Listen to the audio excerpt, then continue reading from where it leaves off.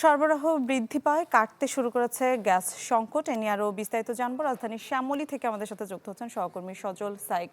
সজল, জানাবেন কি অবস্থা দেখছেন আজ?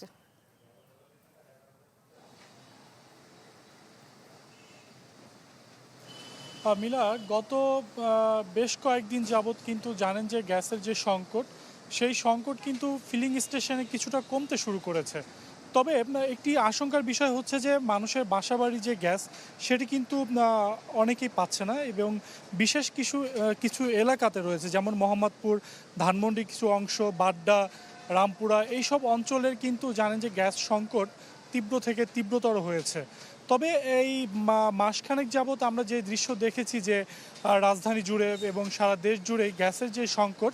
নগদ নিয়ে এলো হার না মানা হার অফার। সর্বনিম্ন 10,000 টাকা রেমিটেন্স নগদে পাঠালে থাকছে স্বর্ণের হার জেতার সুযোগ।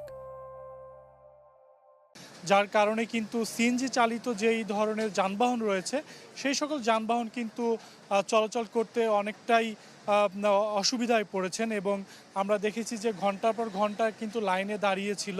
তবে সেই যেই কষ্ট মানুষের, এবং এই যান যারা চালাতো চালকরা, তাদের সেই কষ্ট কিন্তু অনেকটাই লাঘব হয়েছে। এখন বলা যায় যে ফিলিং স্টেশন এবং সিএনজি ফিলিং স্টেশনের সেই ধরনের যানবাহন কিন্তু অনায়াসেই কিন্তু গ্যাস পাচ্ছে, এবং যত পরিমাণ গ্যাস তারা চাচ্ছে ঠিক তত পরিমাণে পাচ্ছে।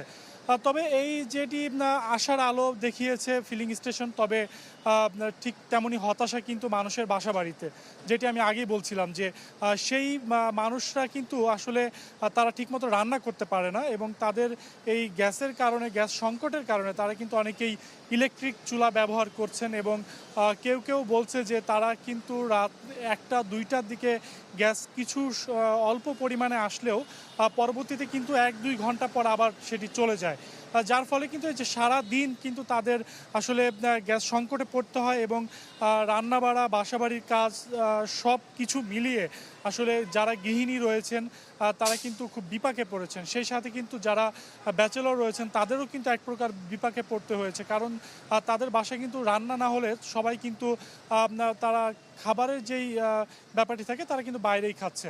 মিলা, এই ছিল আসলে রাজধানী গ্যাস সংকটের পরিস্থিতি। জি সজল, ধন্যবাদ আপনাকে।